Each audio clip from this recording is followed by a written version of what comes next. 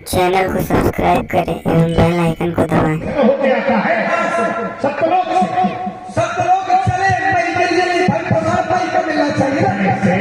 जैसे प्रमाण जैसे हमको यहाँ से काल को जाना ईमानदारी से जो समझता समझो। अब कहते हैं वो तो पंडित जी कालपी को चले उनके समझ का हमको जो कालपी इसीलिए बीच में इसीलिए समझाओ इसीलिए जो मार्ग था हम कह रहे हैं कि धरती भगवान का मुक्त भाग है। पढ़ो उसको पढ़ना पड़ेगा। धरती भगवान का की कमर है, ये मुक्त लोक कमर है। ऊपर 7 लोक है जो पहले बताया था, धुआ स्वाहा महा जल तप और सप्तलोक। तो ये लीला सप्तलोक के पास हो रही थी। जब धरती में कोई आएगा थोड़ी आ जाएगा, वो तो क्रमश से आएगा।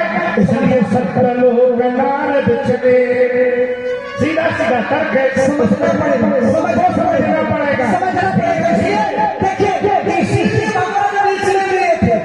इसीलिए नारद जी कह रहे थे की मरियो जाइए कहा जा रहे थे बैकुंठ।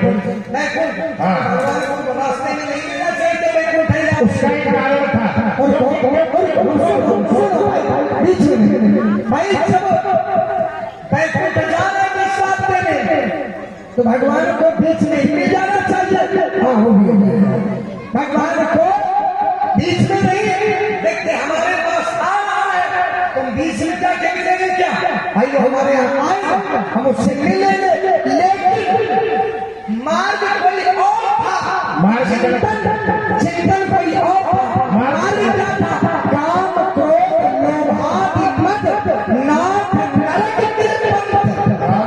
मार्ग था नरक वाला और विचार था स्वर्ग वाला। इसलिए काम लोग सब मार्ग नरक जा रहे थे। इसीलिए चिंतन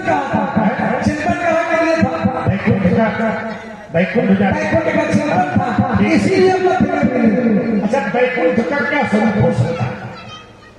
बैकुंठ को आप क्या मानते हैं? क्या मानते हैं?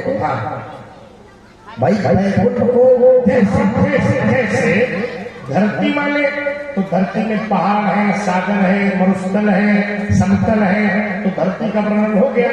तो बैकुंठ में ऐसा क्या है? बैकुंठ भी आनंद राशि है, आनंद गणराशि।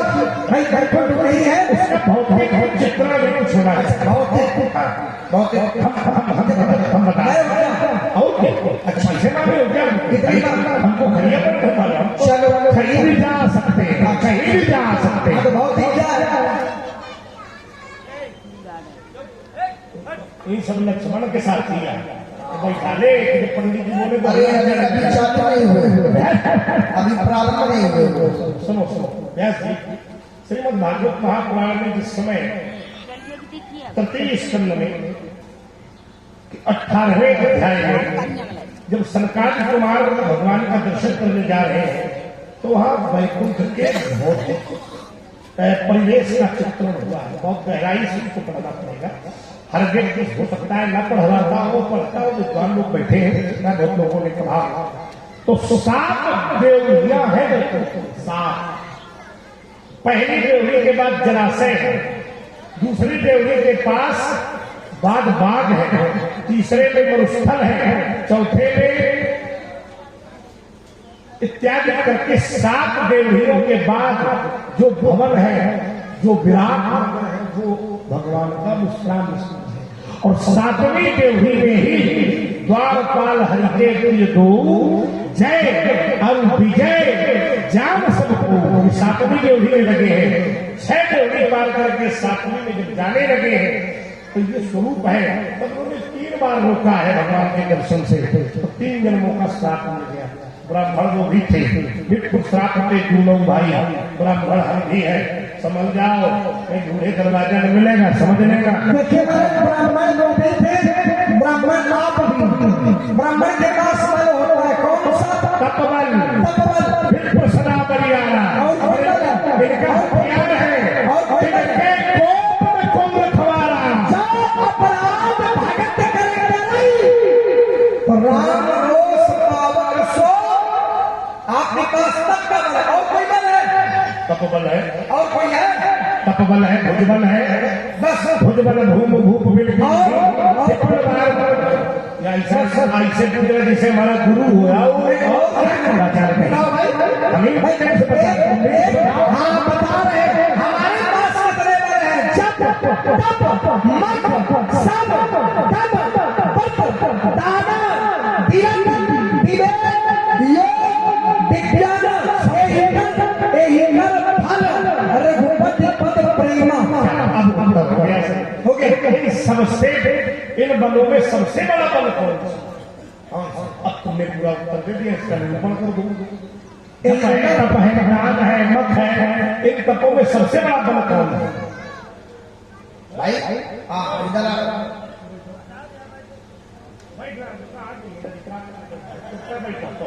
जब एक का झेल रहे हैं तो चारों से नहीं, एक वो तो झेल सकते हो, लेकिन एक सबको कठिन हो जाएगा, क्योंकि संसार में सारे हक चल जाएंगे, सारे हक पार पाया जा सकता है, समझाया जा सकता है, लेकिन बाल हक से पार नहीं पाया जा सकता।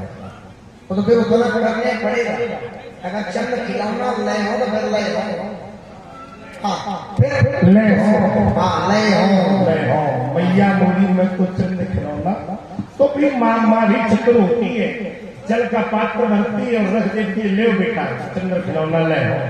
भाई खिलौने के लिए तो चाहिए, चंद खाने के लिए तो नहीं चाहिए, और जिसको खाने के लिए चाहिए वो खा भी लेते हैं। शक्कर वाला आता है ना, शक्कर वाला नहीं, सचमुच का सूर्य खाया गया है, चंद्रमा नहीं खाया गया, भाग चंद्रमा की जगह सूर्य न भाई विषय वस्तु को कथा वस्तु से जोड़ेगा, कथा वस्तु से।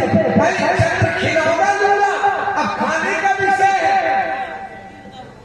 चंद्रमा तो शीतल होता है, ठंडा तो सब खा जाएगा। कोई कह दे आग खा जाओ, आग कोई खाता है, लेकिन खाने के लिए आग नहीं खाते, खा गए और ऐसा खा गए कि दोबारा उन्होंने कोई किसी प्रकार का करने का प्रयास नहीं किया। हनुमान जी ने कहा कि आप मेरे गुरु बन जाओ। बोले गुरु? हाँ आप हमारे गुरु बन जाओ। अच्छा बिना गुरु बने तो तुमने इतना हमको फल दे दिया, इतनी बड़ी दक्षिणा दे दी, अब गुरु बना लो, इसके बाद क्या क्या करोगे? ऐसा करो, ऐसे ना, आगे देखा जाएगा। बनाया भगवान सूर्य को गुरु बनाया, पहले सूर्य को खाया और इसके बाद सूर्य को गुरु दक्षिणा बिना पत्नी के पूर्ण नहीं है। ठीक है, थोड़ा सा यहाँ तर्क लगा। तो क्या हनुमान जी को एकल शिक्षा दी गई?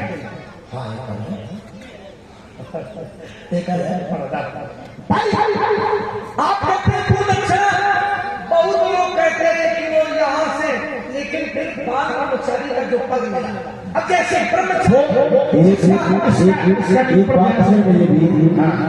सभा लोगों को नहीं मालूम है, 10वीं विद्या जो है उसको प्राप्त करने के लिए पाणी ग्रहण संस्कार होना आवश्यक है।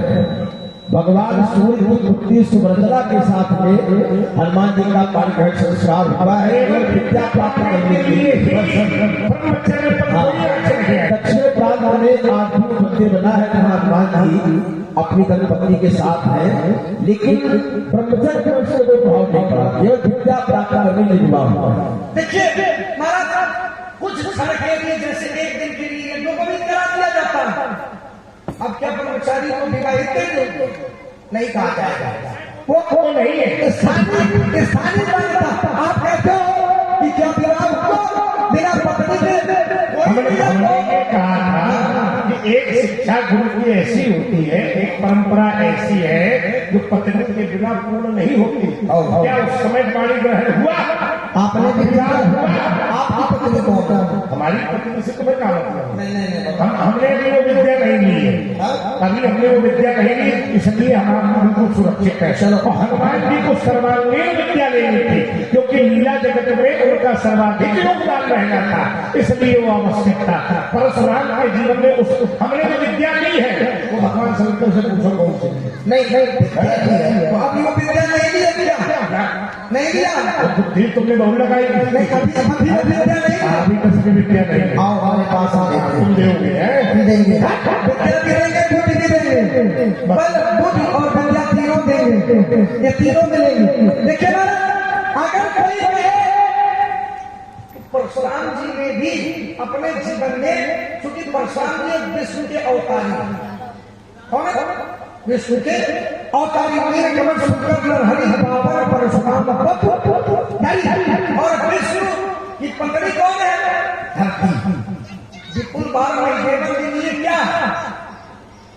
क्या है तो आपका भी ब्रह्मचारी का भी पत्नी नहीं ब्रह्मचारी की पत्नी नहीं है ब्रह्मचारी की पत्नी धरती भगवान की पत्नी नहीं है जिनमें करते दासी अच्छा दास और दासी पत्नी में अंतर होता है अच्छा हाँ इसको समझो जैसे भगवान की पत्नी माता लक्ष्मी है उनके साथ पारिक ग्रहण संस्कार हुआ है लेकिन धरती के साथ पारिक ग्रहण संस्कार वो दासी तो हो सकती है पत्नी छोटा सा बच्चा भी जानता होगा अगर उसने पाठशाला में प्रवेश किया तो छोटा सा बच्चा भी जानता होगा भगवान विष्णु की पत्नी है धरती इसे कराके बसते लक्ष्मी कर मध्य सरस्वती कर मूले मुगवेता प्रभाते प्रदर्शन तो इसका क्या भाव है प्रभाते विष्णु पत्नी नमस्कार विष्णु की पत्नी को हम प्रणाम करते हैं धरती को नहीं यार धरती शब्द तो नहीं है नहीं उसको बहुत सही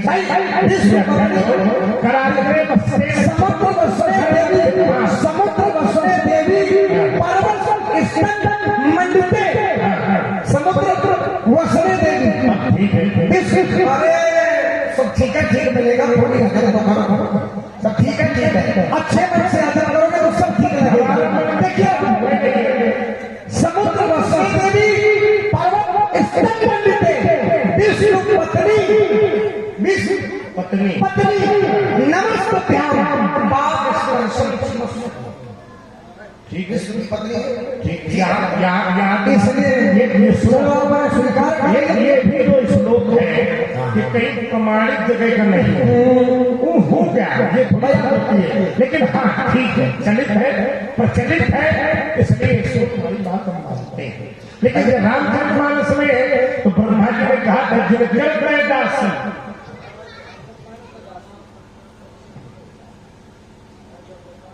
हाँ सही आगे ब्याह होता है होली पर ये भंडारा चली थी तो शक्कर लाना तो जरूरत पड़ गई इसलिए हमारे क्षेत्र में बहुत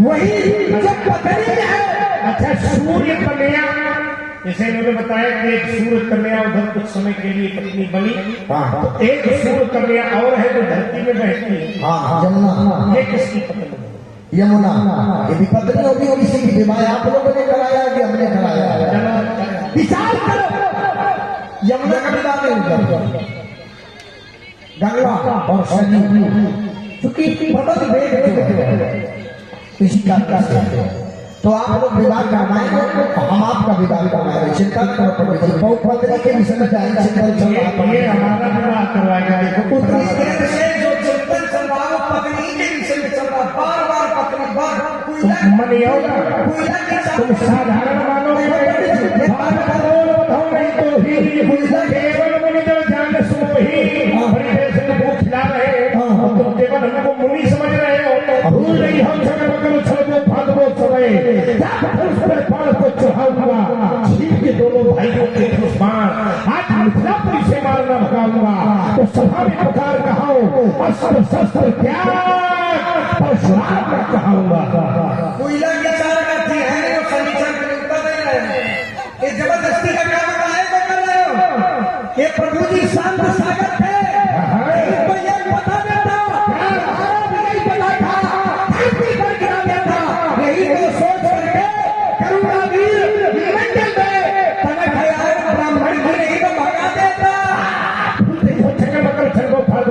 आप ध्यान रखना, यद्यपि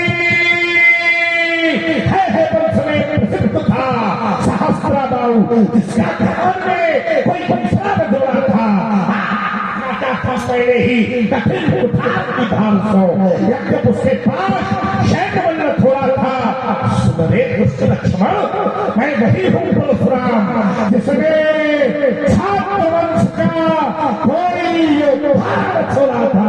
मेरे कोई योद्धा छोड़ा था, मुझसे लेकर निकल पाना चाहोगे तो मेरे अंदर की ठान कर पाओगे, चीखोगे, चिल्लाओगे, बिगड़ पर ठान मांगना बाबा, रोने भी न पाओगे, हर्षण से काटने की बात नहीं करना, बीते के ऊपर तो गुरुद्वारा संकट को बुलाओगे, मुझसे लड़ो और जीतो। मेरे कहना स्वप्न नहीं, कोई सब गिराऊंगा तुम चकले में।